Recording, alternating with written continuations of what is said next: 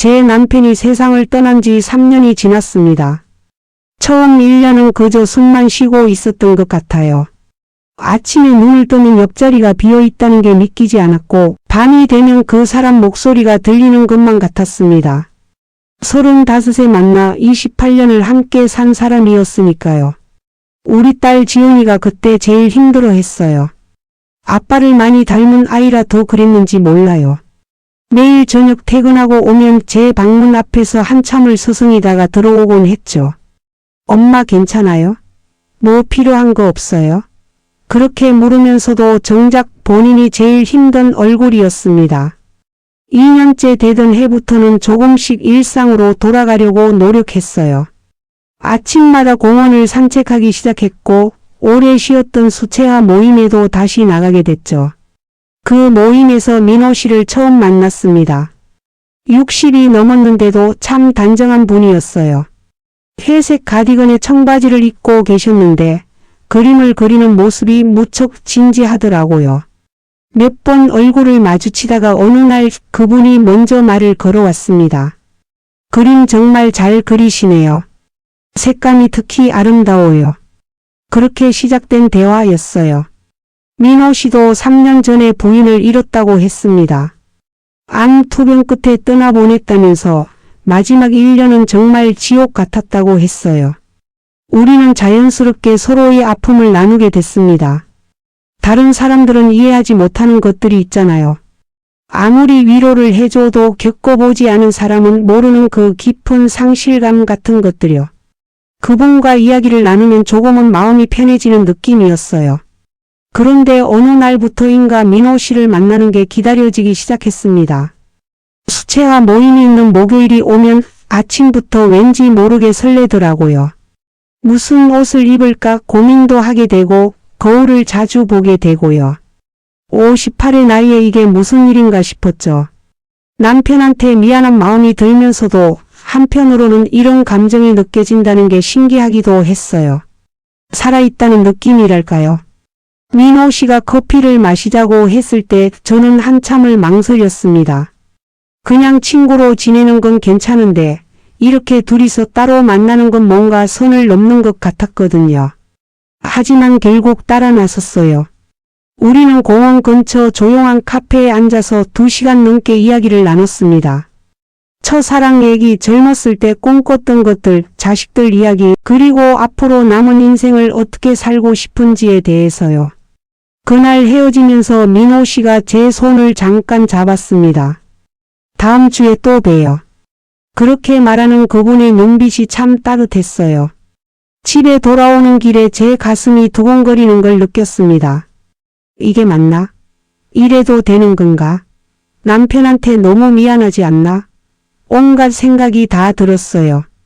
그날 밤 딸 지훈이가 전화를 했습니다. 엄마 요즘 표정이 많이 밝아지신 것 같아요. 뭔가 좋은 일 있어요? 순간 가슴이 철렁했죠. 아니야, 그냥 날씨가 좋아져서 그런가 봐.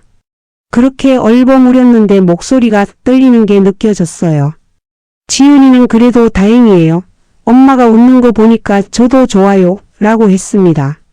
전화를 끊고 나서 한참을 멍하니 앉아 있었어요. 다음 주 수채화 모임에서 민호 씨가 제게 전시회 초대권을 건넸습니다. 이번 주말에 인사동에서 수채화 전시회가 있는데 같이 가실래요? 저는 또 망설였어요. 모임에서 만나는 것과 주말에 따로 만나는 건 다른 문제잖아요. 하지만 민호 씨의 기대에 찬 눈빛을 보니 거절할 수가 없었습니다. 좋아요, 가보죠. 그 주 내내 저는 마음이 편치 않았어요. 거실에 걸린 남편 사진을 볼 때마다 죄책감이 밀려왔습니다. 여보, 미안해. 나 이러는 거 아닌데. 그런데 이상하게도 설레는 마음은 멈출 수가 없었어요. 오랜만에 느끼는 감정이었죠. 결혼하고 애 낳고 살면서 잊고 있었던 그 떨림 같은 거요. 토요일 아침 옷장 앞에서 1시간을 고민했습니다. 너무 꾸민 것처럼 보이는 것도 이상하고 그렇다고 아무렇게나 입고 나갈 수도 없고요. 결국 남색 원피스에 베이지색 가디건을 걸쳤어요. 거울을 보니 생각보다 괜찮더라고요. 립스틱도 바르고 향수도 살짝 뿌렸습니다. 그러다가 문득 정신이 번쩍 들었어요. 내가 지금 뭐 하는 거지? 인사동에서 민호 씨를 만났을 때 그분도 단정하게 차려입고 나오셨어요. 감색 재킷에 흰 셔츠 그리고 회색 슬랙스. 손에는 작은 꽃다발을 들고 계셨습니다. 오늘 너무 예쁘세요. 그 말을 들었을 때 제 얼굴이 화끈 달아오르는 걸 느꼈어요. 고맙습니다 라고 겨우 대답했죠. 전시회는 정말 좋았어요. 다양한 수채화 작품들을 보면서 민호 씨와 이런저런 이야기를 나눴습니다. 이 그림의 붓터치가 참 섬세하다. 저 그림의 색감은 너무 강렬하다. 이런 것들이요. 그런데 사실 그림보다는 옆에 서 있는 민호 씨가 더 신경 쓰였어요.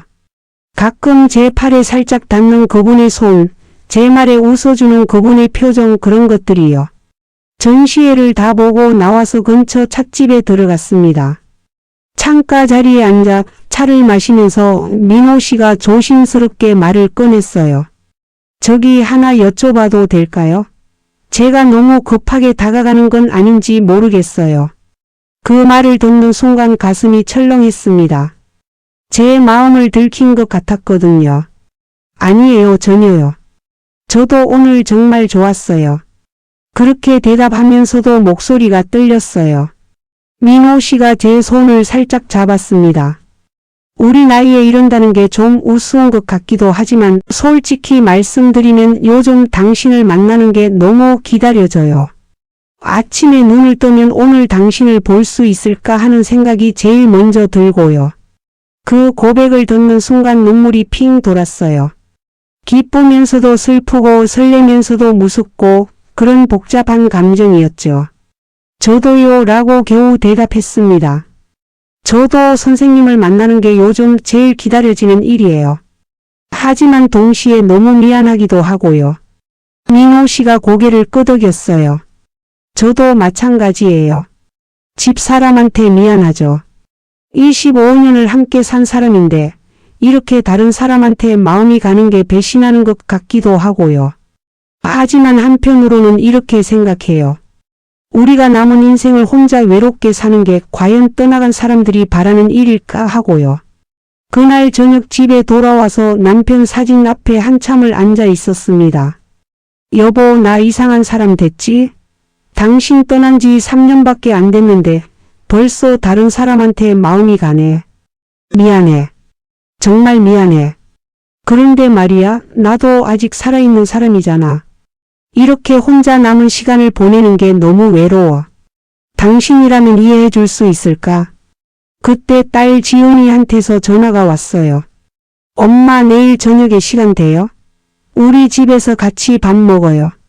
며느리가 엄마 보고 싶대요. 알았어, 그럴게. 전화를 끊고 나서 한숨이 나왔습니다. 지훈이한테 뭐라고 말해야 하나? 민호 씨 얘기를 꺼내야 하나 말아야 하나? 다음 날 저녁 지훈이네 집에 갔을 때 며느리 수진이가 반갑게 맞아줬어요. 어머니 오랜만이에요. 안색이 많이 좋아지셨어요. 고마워, 수진아. 너도 건강해 보여서 다행이다. 우리는 함께 저녁을 준비하면서 이런저런 이야기를 나눴습니다. 손주 지호가 요즘 학교에서 어떻고 남편 재훈이가 회사에서 승진했다는 얘기도 들었고요. 식사를 하면서 지훈이가 조심스럽게 물었어요. 엄마, 요즘 뭔가 좋은 일 있으신 것 같아요. 표정도 밝으시고 전화할 때마다 목소리가 힘이 있으세요. 순간 가슴이 쿵 내려앉았죠. 아니야, 그냥 날씨가 좋아져서 산책도 많이 하고 그러니까 그런가 봐. 지훈이가 제 눈을 똑바로 쳐다봤어요. 엄마, 숨기지 마세요. 저 엄마 딸이잖아요. 뭔가 있는 거 다 알아요. 혹시 누구 만나세요? 그 질문에 저는 숟가락을 놓을 뻔했습니다. 며느리 수진이도 놀란 표정으로 저를 바라봤고요. 아니, 그게 무슨 소리야. 그냥 수채화 모임 다니면서 친구들 만나는 거지. 지훈이가 한숨을 쉬었어요. 엄마가 행복하시면 저도 좋아요. 진짜예요. 아빠 돌아가시고 엄마가 너무 힘들어 하시는 거 보면서 제 마음도 찢어지는 것 같았거든요. 그런데 요즘 엄마 보면 예전에 그 밝은 모습이 조금씩 돌아오시는 것 같아서 다행이다 싶어요. 만약 정말 좋은 분 만나신 거라면 저는 찬성이에요. 그 말을 듣는 순간 눈물이 왈칵 쏟아졌습니다. 지훈아, 엄마가 이상한 거 아니지? 아빠한테 미안하지 않을까? 3년밖에 안 됐는데 벌써 이러는 게 너무 빠른 거 아닐까? 지훈이가 다가와서 제 손을 꼭 잡았어요. 엄마, 아빠도 엄마가 행복하시길 바라실 거예요. 아빠가 돌아가시기 전에 저한테 그러셨어요. 엄마 잘 챙겨드려라. 엄마가 너무 외로워하시면 안 된다고요. 며느리 수진이도 거들었어요. 어머니, 저희 친정어머니도 아버지 돌아가시고 5년 만에 재혼하셨어요. 처음엔 저도 좀 그랬는데 지금 보면 정말 잘하신 것 같아요. 혼자 계실 때보다 훨씬 건강하시고 행복해 보이세요. 인생이 길잖아요. 혼자 남은 시간을 외롭게 보내시는 것보다 좋은 분과 함께 하시는 게 훨씬 나은 것 같아요. 그날 밤 집에 돌아와서 민호 씨한테 문자를 보냈습니다. 오늘 딸한테 우리 얘기를 했어요. 생각보다 딸이 이해해 주더라고요. 그래도 아직은 조심스러워요. 얼마 후 답장이 왔어요. 저도 아들한테 말해야 할 것 같은데 용기가 안 나네요. 천천히 가요. 우리 서두를 필요 없잖아요. 일주일 후 민호 씨가 식사를 같이 하자고 했습니다. 강남에 있는 한정식집이었는데 조용하고 분위기가 참 좋았어요. 음식을 먹으면서 민호 씨가 말했습니다. 어제 아들한테 얘기했어요. 처음엔 좀 놀라더라고요. 아빠가 벌써 그러시면 어떡하냐면서요. 하지만 제가 얼마나 외로웠는지, 요즘 얼마나 행복한지 솔직하게 말했더니 결국엔 이해해 주더라고요. 다행이네요. 저도 딸한테 얘기했는데 생각보다 잘 받아들여줘서 놀랐어요. 그런데 아직도 마음 한편이 편하지는 않아요. 민호 씨가 고개를 끄덕였어요. 저도 그래요. 아마 이 감정은 쉽게 사라지지 않을 거예요. 하지만 그렇다고 우리가 행복할 권리를 포기할 필요는 없다고 봐요. 그날 저녁 민호 씨가 처음으로 제 집까지 바래다 줬습니다. 아파트 입구에서 헤어지려는데 민호 씨가 제 손을 잡았어요. 저기 다음 주말에 속초 가는 거 어때요? 제 대학 동기가 거기서 펜션을 운영하는데 바다도 보고 맛있는 것도 먹고요. 걱정 마세요. 방은 따로 잡을게요. 순간 머릿속이 복잡해졌습니다. 둘이서 여행을 간다는 게 부담스럽기도 했고 동시에 가고 싶은 마음도 들었어요. 생각해 볼게요. 내일 답해 드릴게요. 집에 들어와서 침대에 누웠는데 잠이 안 왔어요. 남편과 마지막으로 여행 갔던 게 3년 전 제주도였는데 그때가 자꾸 떠올랐습니다. 다음날 아침 지훈이한테 전화했어요. 지훈아, 엄마가 물어볼 게 있는데 만약에 말이야, 엄마가 그분하고 여행을 간다고 하면 너 기분 나쁠까?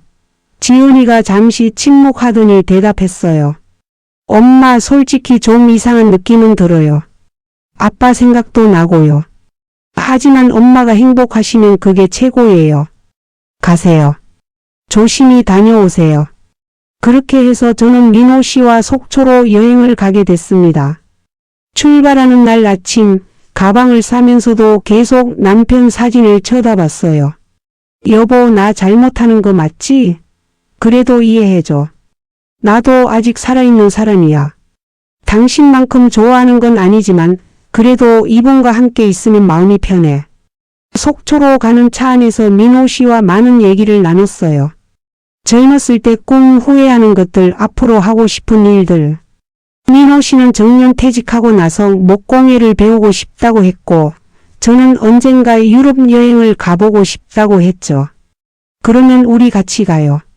파리도 가고 로마도 가고. 그 말에 웃음이 나왔어요.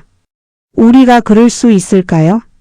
펜션에 도착했을 때 민호 씨 친구가 반갑게 맞아줬습니다. 오랜만이야, 민호야. 이분이 그동안 얘기 들었던 그분이구나. 아주 좋은 분 같은데. 민호 씨가 쑥스러워하면서 소개해줬어요.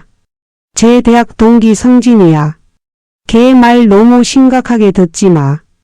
방은 정말 따로 잡혀 있었어요. 1층과 2층으로 나뉘어진 독채였는데 각자 방과 화장실이 있었죠. 짐을 풀고 나서 우리는 바다를 보러 나갔습니다. 오후 햇살이 바다를 비추고 있었고 파도 소리가 참 평화로웠어요. 민호 씨와 나란히 걸으면서 이런 생각이 들었어요. 아, 나 지금 행복하구나. 저녁에는 펜션 근처 횟집에서 회를 먹었습니다. 소주를 한 잔 마시니까 기분이 좋아지더라고요. 민호 씨도 얼굴이 빨개져서 평소보다 말이 많아졌어요. 제 아내가 돌아가기 전에 그랬어요. 당신 혼자 너무 외롭게 살지 말라고. 좋은 사람 만나면 다시 시작해도 된다고요. 그때는 무슨 소린가 싶었는데 지금 보니 그게 아내가 제게 준 마지막 선물이었던 것 같아요. 저도 남편이 마지막에 딸한테 했던 말이 떠올랐어요. 엄마 잘 챙겨드리라고. 엄마가 외로워하시면 안 된다고 했다잖아요. 어쩌면 우리 남편도 저한테 이렇게 살라고 허락해 준 거겠죠. 민호 씨가 제 손을 꼭 잡았습니다. 우리 너무 미안해하지 말아요. 우리도 행복할 자격이 있어요. 그날 밤 방에 돌아와서 잠이 안 왔어요. 아래층에서 민호 씨도 잠을 못 이루는 것 같았어요. 복도에서 발소리가 들리더니 제 방문을 조심스럽게 놓고 하는 소리가 났습니다. 문을 열었더니 민호 씨가 서 있었어요. 잠이 안 와서요. 혹시 차라도 한 잔 드실래요? 우리는 거실로 내려가서 따뜻한 차를 마셨습니다. 창밖으로 바다가 보였고 달빛이 물결을 비추고 있었어요. 민호 씨가 말했습니다. 제가 너무 성급하게 다가가는 건 아닌지 모르겠어요. 당신이 부담스러워 하실까봐 걱정돼요. 아니에요, 괜찮아요. 사실 저도 선생님한테 많이 기대고 있어요. 민호 씨가 제 어깨에 손을 올렸습니다. 천천히 가요. 우리 서두를 필요 없잖아요. 남은 인생 함께 할 수 있다면 그것만으로도 감사한 거예요. 그 말에 눈물이 났어요.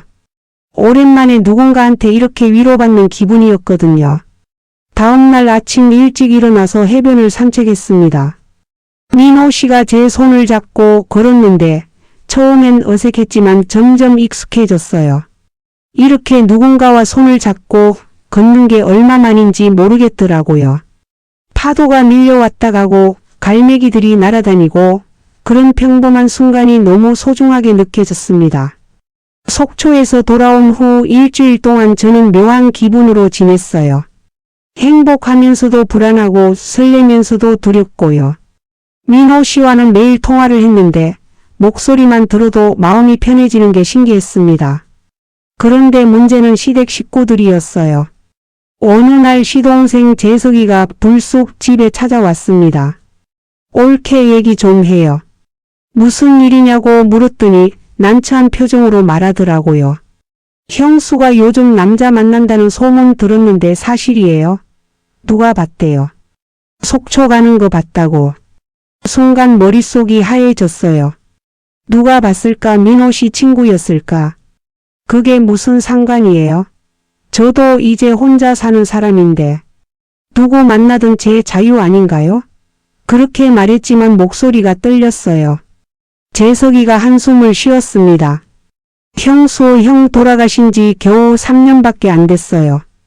우리 어머니가 알면 얼마나 속상해 하실지 알아요. 형수가 이러시면 형한테 너무 미안하지 않아요? 그 말을 듣는 순간 화가 치밀어 올랐어요. 그럼 저보고 평생 혼자 살라는 거예요? 제 인생은 이제 끝난 거예요? 당신 형은 저한테 좋은 남편이었지만 그렇다고 제가 평생 과부로 살아야 할 의무는 없어요. 재석이는 아무 말도 못하고 그냥 돌아갔어요. 하지만 제 마음은 무너져 내렸습니다. 그날 저녁 시어머니한테서 전화가 왔어요. 며느리 내가 들었는데 내가 남자를 만난다며? 어머니 목소리는 차갑고 단호했습니다. 어머니 저도 아직 젊어요. 혼자 사는 게 너무 외로워요. 좋은 분 만났는데 왜 안 돼요? 시어머니가 버럭 소리를 질렀어요. 안 돼. 내가 우리 집안 며느리인데 어떻게 그럴 수가 있어? 우리 아들이 지하에서 얼마나 가슴 아파하겠어? 어머니, 죄송하지만 저도 살아있는 사람이에요. 남편은 가고 없지만 제 인생은 계속되잖아요. 어머니도 며느리 입장 한번 생각해 주세요. 전화를 끊었는데 손이 부들부들 떨렸어요. 지훈이한테 전화를 걸었습니다. 지훈아, 작은아버지가 왔다 갔어. 할머니도 화내시고. 엄마 어떡하지? 지훈이가 한숨을 쉬었어요. 엄마, 제가 가서 할머니 모시고 올게요. 같이 얘기해봐요. 이틀 후 지훈이가 시어머니를 모시고 왔습니다. 시어머니는 들어오자마자 제 얼굴도 제대로 안 보시더라고요. 거실에 앉으셔서 말씀하셨어요. 며느리, 내가 재혼하겠다는 게 아니라면 그 남자 당장 끊어. 우리 집안 체면이 있지. 어머니, 저 재혼 생각 있어요. 솔직히 말씀드리면 민호 씨라고 정말 좋은 분 만났어요.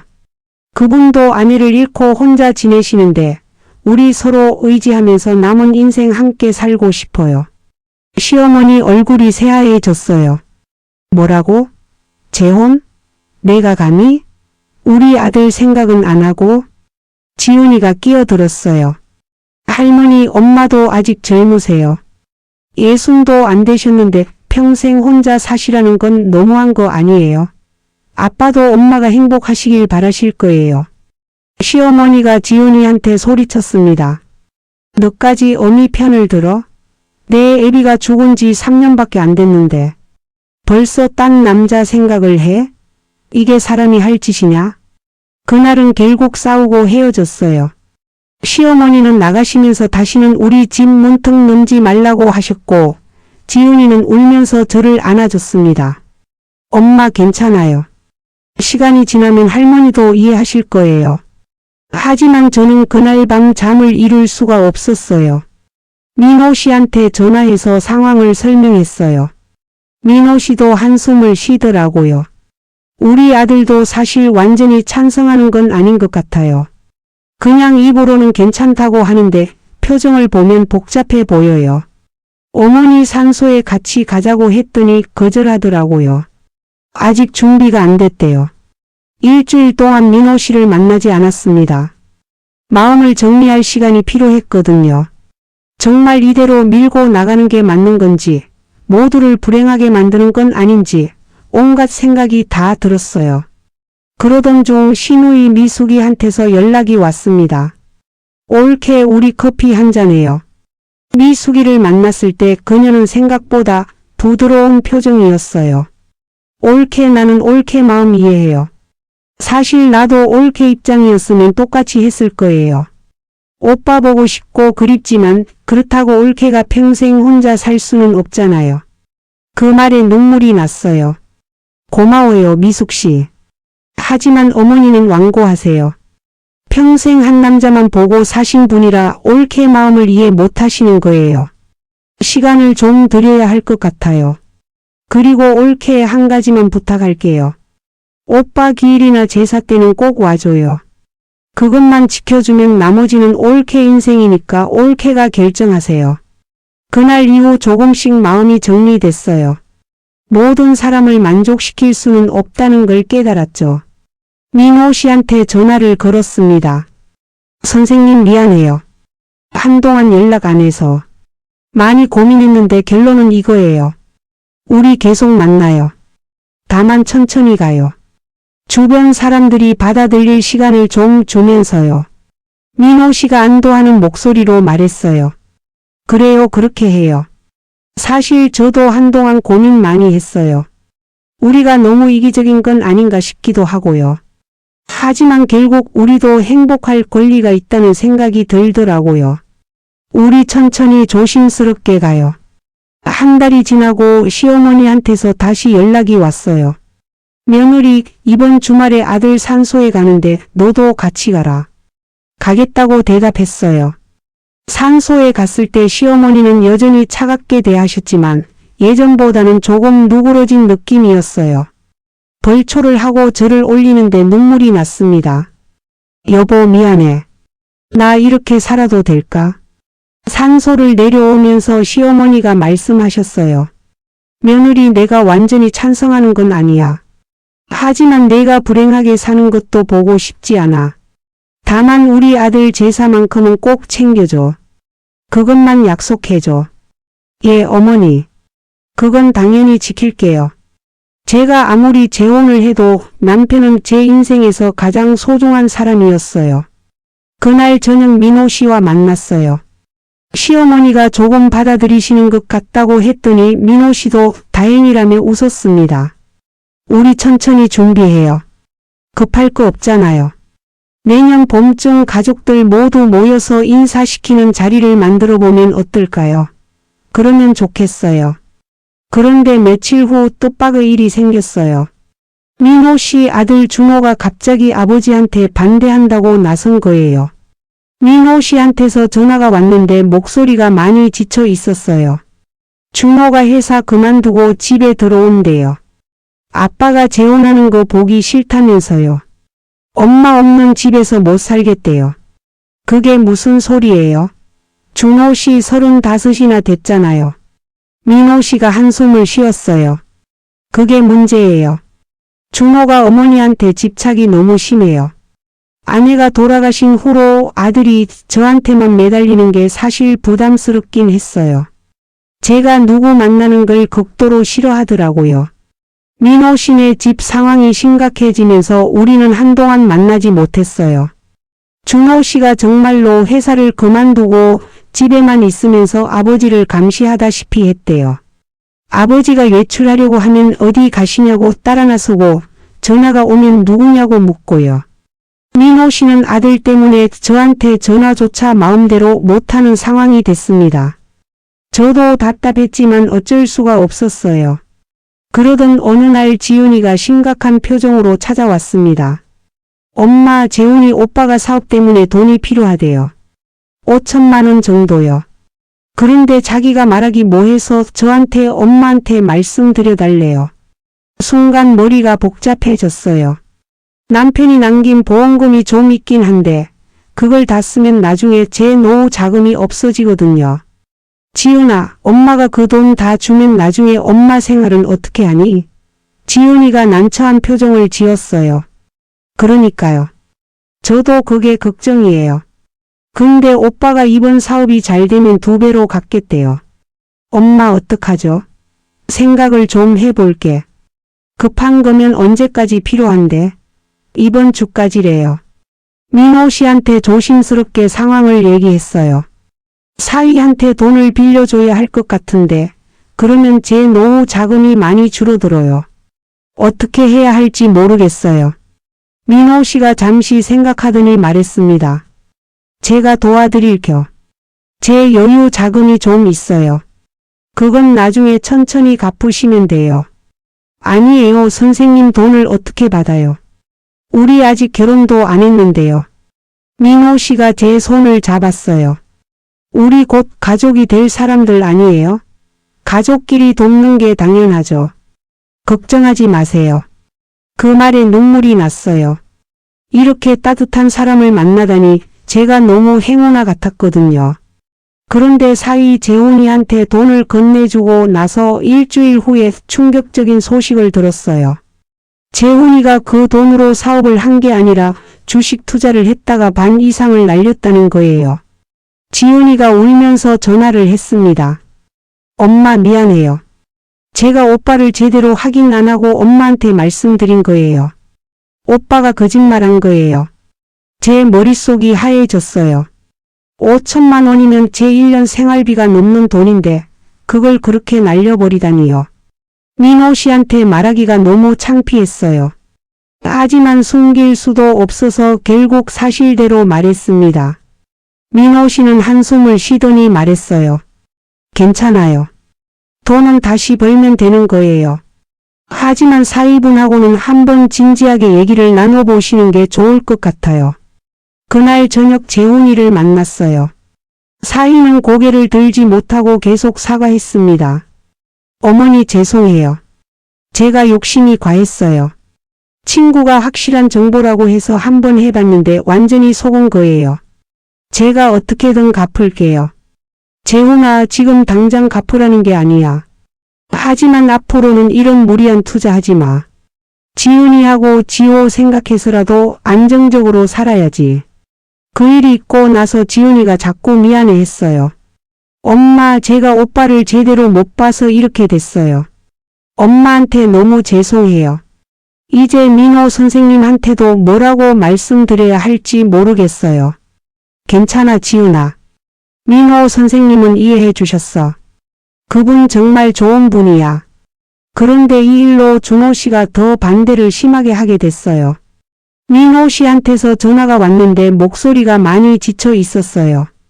준호가 그러는데 그 집안은 돈 문제가 있으니까 아버지한테 접근하는 거라고 하더라고요. 결혼하면 아버지 재산 다 빼먹을 거래요. 정말 미안해요. 제 아들이 이렇게 생각할 줄 몰랐어요. 그 말을 듣는 순간 화가 나면서도 슬펐어요. 제가 민호 씨를 돈 때문에 만나는 것처럼 보인다는 게 너무 억울했거든요. 선생님, 저 그런 사람 아니에요. 선생님 재산이 얼마나 되는지도 모르고 알고 싶지도 않아요. 그냥 선생님이라는 사람이 좋아서 만나는 거예요. 알아요. 저도 믿어요. 하지만 준호를 설득하기가 쉽지 않네요. 한 달 동안 우리는 제대로 만나지 못했어요. 준호 씨가 아버지를 너무 옥죄고 있었고 민호 씨는 아들과의 관계 때문에 고민이 깊어 보였습니다. 저도 집에서 혼자 지내는 시간이 많아지면서 우울해졌어요. 이렇게까지 해서 재혼을 해야 하나, 그냥 혼자 사는 게 나은 건 아닐까? 그런 생각이 들었죠. 그러던 어느 날 민호 씨가 갑자기 집 앞으로 찾아왔어요. 준호한테 단호하게 말했어요. 아빠도 인생이 있다고 내가 아빠 인생을 좌지우지할 수 없다고요. 네가 반대하든 말든 나는 재혼할 거라고 했습니다. 준호가 집 나가겠다고 짐 사더라고요. 그래, 나가. 하지만 아빠는 내 인생을 살 거야. 민호 씨 얼굴에는 눈물이 맺혀 있었어요. 미안해요. 제가 아들을 제대로 교육을 못 시켰어요. 당신한테 이런 상처를 줘서 정말 죄송해요. 괜찮아요. 선생님 잘못이 아니에요. 저도 사위 때문에 선생님한테 피해를 드렸잖아요. 우리 이제 어떻게 하죠? 민호 씨가 제 손을 꼭 잡았습니다. 그래도 계속 가요. 포기하지 말아요. 며칠 후 지은이한테서 연락이 왔어요. 엄마, 제가 준호 씨 만나서 얘기 좀 해볼게요. 같은 자식 입장에서 설득해 보려고요. 준호 씨도 마음속으로는 아버지가 외로우신 거 알 텐데 그냥 엄마 이런 상실감 때문에 그러는 것 같아요. 고마워, 지은아. 내가 그렇게 해준다면 정말 고마울 것 같아. 지은이가 준호 씨를 만나서 긴 대화를 나눴대요. 저도 처음엔 엄마가 아빠 아닌 다른 분 만나신다는 게 받아들여지지 않았어요. 하지만 엄마가 혼자 우시는 모습, 외로워하시는 모습을 보면서 생각이 바뀌었어요. 우리 부모님들도 아직 젊으세요. 남은 인생을 혼자 외롭게 사시는 것보다 좋은 분과 함께 하시는 게 나은 것 같아요. 준호 씨가 많이 울었대요. 그러면서 자기도 엄마가 너무 보고 싶고 아빠가 다른 여자랑 있는 게 엄마한테 미안한 것 같다고 했대요. 지은이가 말했대요. 저도 아빠 생각하면 지금도 눈물 나요. 하지만 아빠는 엄마가 행복하기를 바라셨을 거예요. 우리가 부모님이 행복을 가로막을 권리는 없어요. 일주일 후 민호 씨한테서 전화가 왔어요. 목소리가 한결 밝았습니다. 준호가 마음을 좀 연 것 같아요. 어제 저녁에 같이 술 한잔하면서 얘기를 나눴는데 자기도 아빠 외로운 거 알고 있었대요. 다만 엄마를 배신하는 것 같아서 마음이 아팠다고 하더라고요. 제가 말했어요. 엄마를 배신하는 게 아니라 엄마가 바라셨던 아빠의 행복을 찾는 거라고요. 정말요? 다행이에요. 저도 지은이가 준호 씨 만나서 얘기했다는 거 들었어요. 우리 애들이 이렇게 나서주니까 고맙네요. 민호 씨가 웃었습니다. 이제 조금씩 준비해 볼까요? 천천히 가족들 설득하면서요. 예, 그래요. 서두르지 말고 천천히 가요. 그날 밤 남편 사진 앞에 앉았어요. 여보, 나 이제 정말 새로운 시작을 하려고 해. 미안해. 하지만 당신도 이해해 줄 거라고 믿어. 민호 씨는 당신만큼은 아니지만 그래도 나한테 정말 좋은 사람이야. 남은 인생 그분하고 의지하면서 살고 싶어. 당신도 하늘에서 축복해줘. 준호 씨가 마음을 연 후로 상황이 조금씩 나아지기 시작했어요. 민호 씨와 저는 다시 규칙적으로 만나게 됐고 이번에는 좀 더 당당하게 만날 수 있었습니다. 더 이상 누군가 볼까봐 숨어 다닐 필요도 없었고 전화할 때도 눈치 보지 않아도 됐으니까요. 어느 날 민호 씨가 제안했어요. 이번 주말에 우리 아이들 다 모아서 같이 식사하는 거 어때요? 이제 슬슬 가족들끼리 얼굴도 익히고 서로 알아가는 시간을 가져야 할 것 같아요. 저는 떨렸지만 동의했습니다. 언젠가는 해야 할 일이니까요. 주말이 됐고 우리는 한정식당에서 만났어요. 지은이와 재훈이, 손주 지호, 그리고 민호 씨 아들 준호 씨까지요. 처음엔 모두 어색해서 인사만 나누고 말이 없었어요. 그런데 지호가 먼저 준호 삼촌한테 다가가서 말을 걸었어요. 삼촌, 저 초등학교 3학년이에요. 삼촌은 뭐 하세요? 준호 씨가 어색하게 웃으면서 대답했어요. 삼촌은 회사 다녀. 너 공부 잘하니? 지호가 신나서 자기 얘기를 하기 시작했고 그 모습을 보면서 분위기가 조금씩 풀렸습니다. 지훈이가 준호 씨한테 말했어요. 오빠, 저희 엄마 정말 좋은 분이세요. 아버님이 우리 엄마 만나신 건 정말 잘하신 일이에요. 준호 씨가 고개를 끄덕였어요. 저도 이제 알아요. 제가 너무 이기적이었던 것 같아요. 아버지 행복도 생각했어야 하는데 제 감정만 앞세웠어요. 그 말을 듣는 순간 눈시울이 뜨거워졌어요. 준호 씨 고마워요. 그렇게 말해줘서요. 저도 준호 씨 마음 충분히 이해해요. 엄마 잃은 게 얼마나 아픈 일인지 저도 남편 잃어봐서 알아요. 식사를 하면서 우리는 여러 가지 얘기를 나눴어요. 결혼은 언제 할 건지, 어디서 살 건지, 재산은 어떻게 지낼 건지. 민호 씨가 말했습니다. 저는 새 집을 구할까 해요. 각자의 집에는 너무 많은 추억이 있으니까요.